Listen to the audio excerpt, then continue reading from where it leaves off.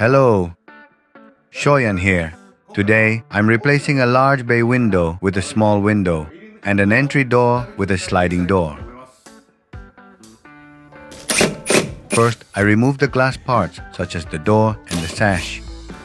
In the past, most houses used hinged doors like this. Sliding doors have become much more common nowadays because they are easier to use. There is a small shed in our garden. Since it also used a hinged door, it was difficult for people to navigate around it.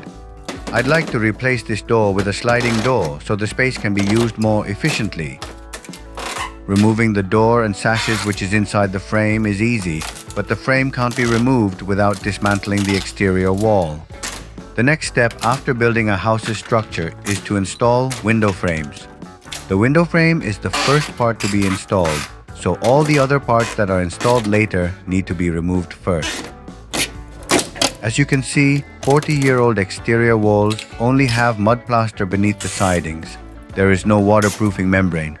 Although I'm not 100% sure, waterproofing membranes might not have been available when I built this house 40 years ago. Years later, waterproofing membranes began to be used for exterior walls. Many carpenters laughed, saying, "Will the house be wrapped in paper?" However, the performance of this paper is outstanding. It allows moisture to pass through, but not water.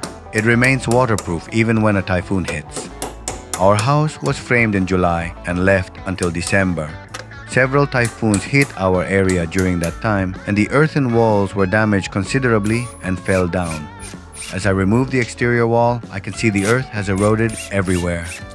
But earthen walls absorb moisture and resist earthquakes quite well, which is good.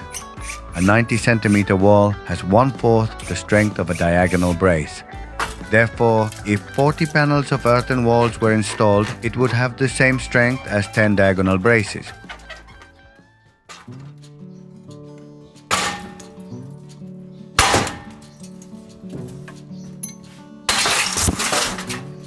The rafter supports of the shed, which were installed later, were bearing down on the window frame, window, and door, but they came off easier than expected.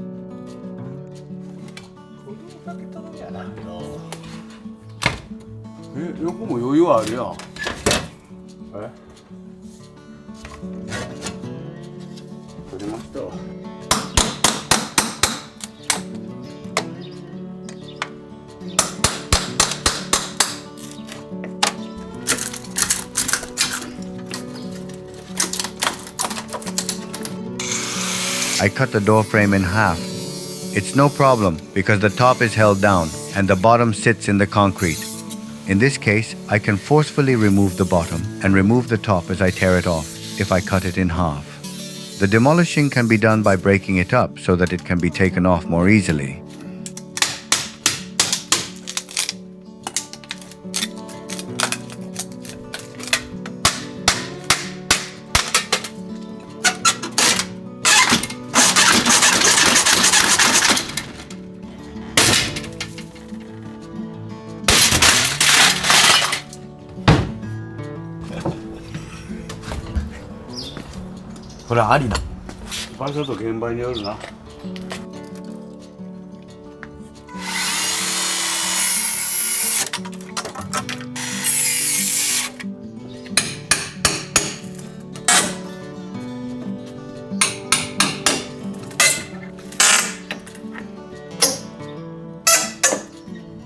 Now I've finished removing the window and door.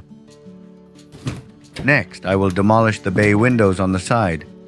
Kitchens always used to have bay windows.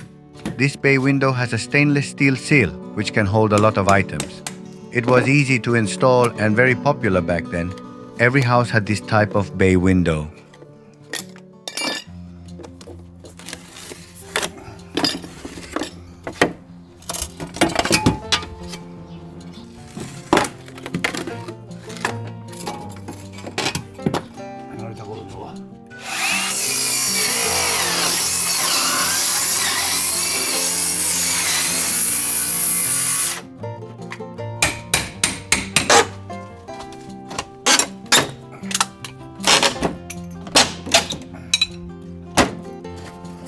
Removing the siding around the bay window was difficult because the area is narrow.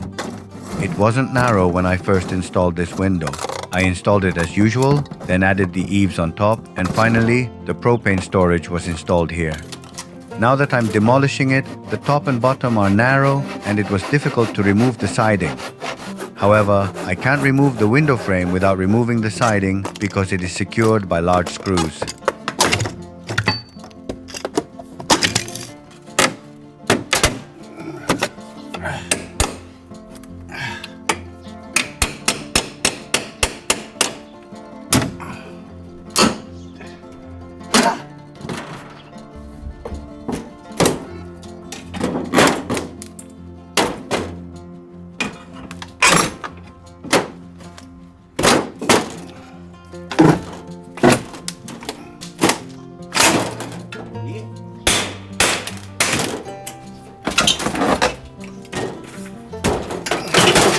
The entire bay window is quite heavy, but it wasn't tough to dismantle the top, sides, and bottom boards separately.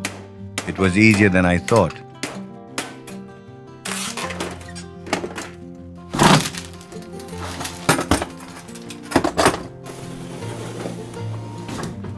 Now that I've finished removing all the parts of the old window frames, I start installing the new ones. First, I install the sliding door. I believe a sliding door will make access easier. This new door has an unusual shape. There is no door stopper.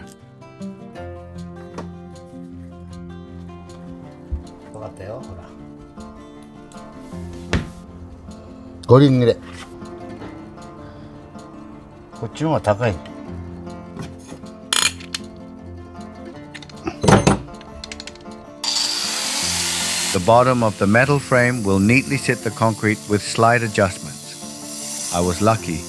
Generally, a door frame extends lower than the concrete, requiring more trimming of the concrete. The new door is designed to be lower than normal, so I could install it at an ideal height with only a slight adjustment.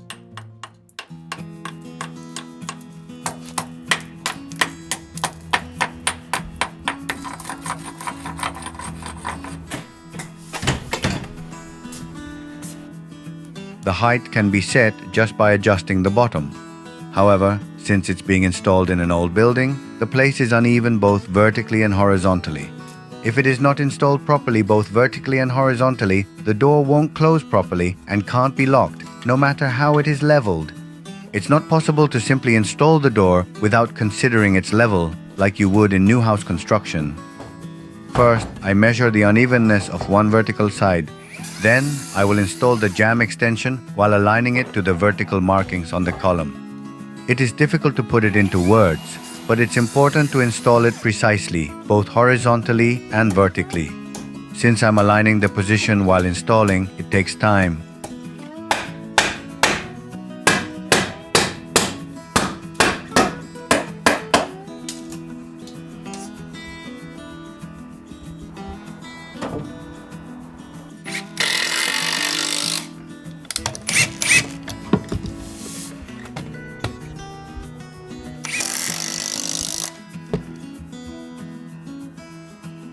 The new door frame is made of aluminum vinyl.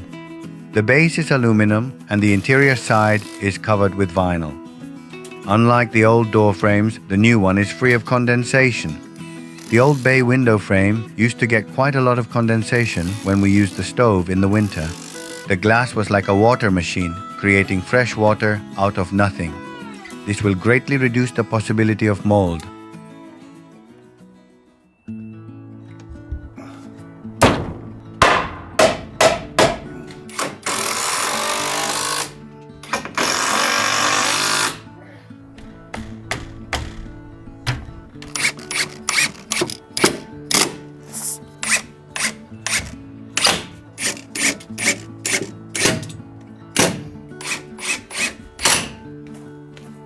The door is quite heavy.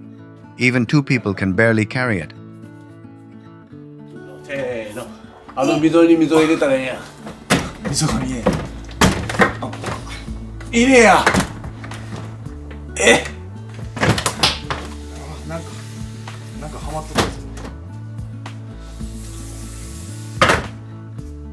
I install small windows in the area where the bay window used to be. The window frame size is 1300 millimeters long and 370 millimeters high. It will be in a lower position, about 20 centimeters higher than the kitchen countertop. Many kitchens today have either a small window or no window. In the past, we used to think about how we could get sunlight in from the front. People also preferred to place things on the windowsill, making bay windows popular. In modern houses, beautiful kitchen panels are installed, so it looks better to have a flat, windowless kitchen.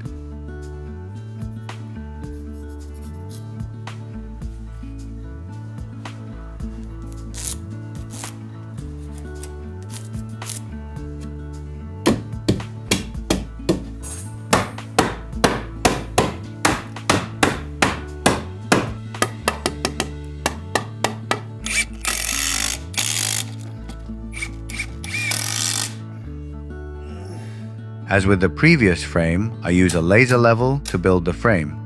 It's easy to frame a window like this. It's also easy to check the vertical alignment using a laser. I installed the studs at about 45 centimeter spacings because I want to insulate with glass wool.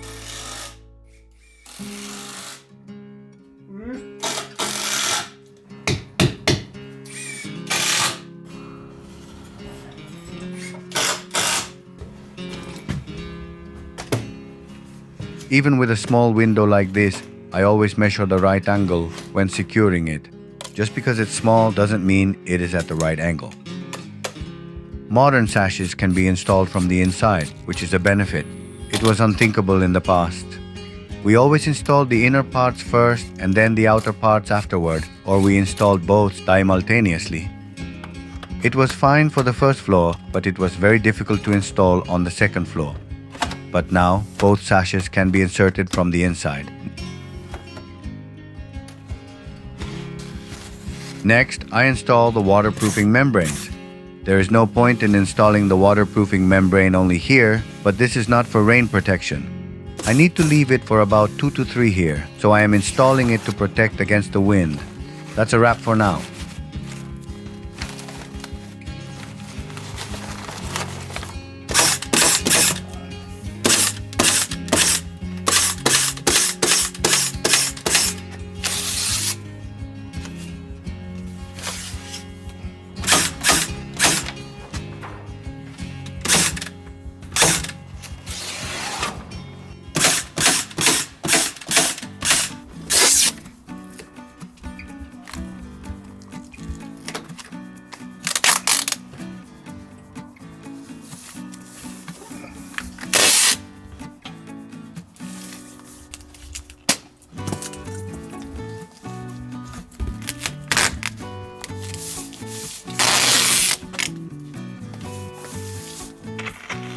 Next, I spray urethane foam around the window frames. It's no problem when spraying the urethane, but it expands to double or triple the volume, so it sticks out from the gap. But the unnecessary parts can easily be removed with a cutter.